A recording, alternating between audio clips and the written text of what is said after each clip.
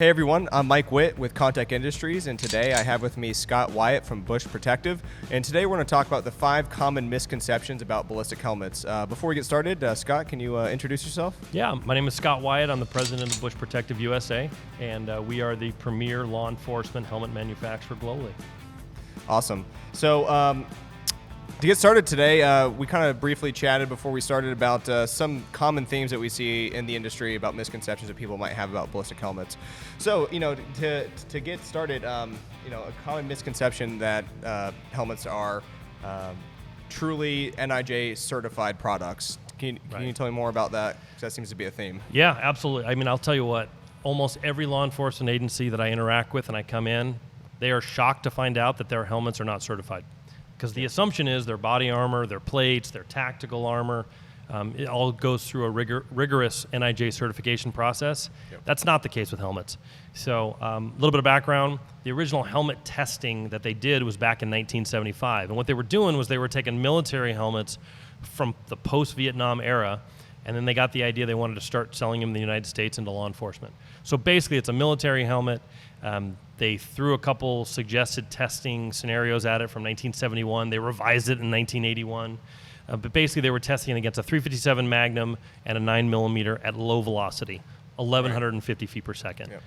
So people assume that they're tested. They assume they're certified. It's not the case. They are simply, they test against penetration, but that's it. Right. And in these types of scenarios, typically, imagine most manufacturers that are 3A certified or 3A protected on the helmet, most of those are being sent out to labs, and they just run the NIJ 3A test protocol against that, but it's not inherently certified by the National Institute of Justice. Yeah. Is that correct? Exactly, Right. exactly. So what they're doing is, and we do the same thing Sure. as our entry-level testing process. Right. But then we obviously go above and beyond. Yep. So if you think about it, what we do is we take that helmet, we send it to an independent lab, just like the rest of the manufacturers do. And what we all do is we basically shoot it with a 9mm round at the lower velocity, the slower velocity. And then we also, and I don't know who came up with the original idea, they'd said, hey, let's shoot a .44 Magnum into the helmet, and then we'll call it a 3A. Right. To kind of mirror similar to what is done in the body armor, but it's not even an exact comparison because the 3A body armor, you're not testing a 9mm. Right. You're testing a .357 SIG. Yep. So, but again, all we do is we shoot it 5 rounds into a helmet, 1 on each side, 1 in the back, 1 in the front, 1 in the crown. As long as there's no penetration, then that helmet manufacturer says, oh yeah, it's NIJ 3A. Right. But again, there's no certification process, there's no standardized verification, there's no subsequent testing after the fact. Right, yep. It's the Wild West out Yep. there. Yep, absolutely. Well, perfect. Another common misconception is that a lot of reputable helmet systems are made solely in America. Can you tell me a bit about that? Because that seems also to be a... Yeah, and look, American manufacturing and the work ethic that we have here is amazing.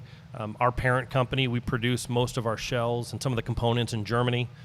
Incredible engineering, phenomenal production work.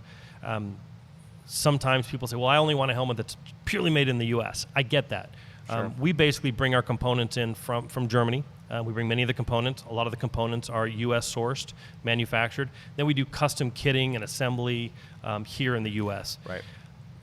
There are a lot of 3A helmets out there that are in the marketplace that are sold online that are actually coming in with shells that are produced in Asia, various parts of Africa, India. Not saying that they're not good components, but you can't verify the supply chain, Yep. Especially on the raw materials, and that's such a critical aspect of the ballistic component. So a lot of manufacturers are buying shells. They're bringing them in from wherever in Asia, Yep. and then they're putting them together. They don't get the same consistency and they don't get the same performance. So I think it's important that you have a U.S. component for U.S. law enforcement of the testing, the assembly. Our testing is only done in the U.S. Our raw material suppliers with DuPont and all the aramids, that chain of custody is huge. For sure. Absolutely. Yeah. Okay. Well, that's great. Another thing, that misconception we kind of want to hit on is that helmet systems are agnostic, right? So there's not a lot of thought given to the interfacing of comms equipment or any other accessories that goes into helmets. Tell us a bit more about that, because it seems like customers sometimes are shocked after the fact when they learn, oh, this doesn't connect with that, right? So what's your guys' experience on that? So I'll tell you, probably the biggest challenge that we face sometimes are when you get an agency that has made a decision on one component, let's say it's the ear protection, and they haven't thought about the helmet. Or they've separated the helmet from acquisition from another part. They've had two different people working on it. Yep. And you're right, they don't seamlessly flow. A perfect example, I had a department recently said, hey, we got these helmets. Our department issued us these helmets, and they're mid-cut. So about another inch of ballistic protection. Yep. But our ear pro, we want to use the arc wire arms, the 3M ones, and they don't click in. What do we do? Sorry, guys. Yeah. Should have thought about that before you bought the whole system. So right. I think you've got to take into account how are you going to run your setup. And these days, not every operator in a unit is running the same setup. Right. The snipers might need a high-cut helmet so that they can get a specific cheek welder position down there, whereas the breacher or the cutter, that guy might want a full-cut helmet with a ballistic visor.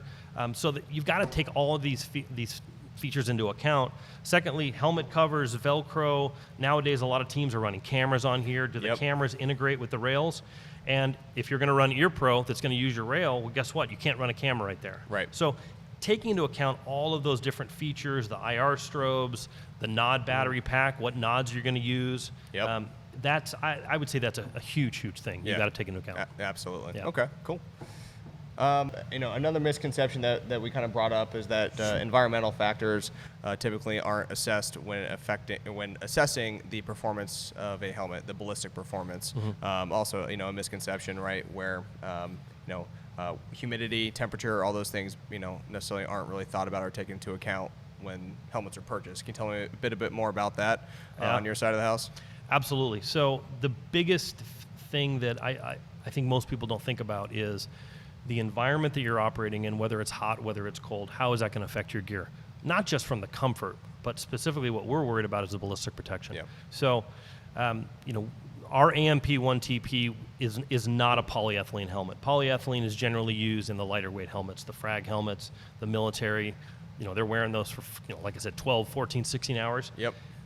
The problem is when a helmet gets heated up, specifically a polyethylene helmet, when a temperature goes over that 130, 140 degrees, polyethylene is essentially a plastic. Yep. It starts to get soft, and if you have a ballistic event on a helmet that's a polyethylene, all of a sudden the ballistic performance can decrease by maybe up to 50%. Right. That's a huge component. Yeah. So there's even a helmet manufacturer out there that has on their warranty, it says, your warranty is void if you keep it in a hot environment, such as the trunk of your squad car.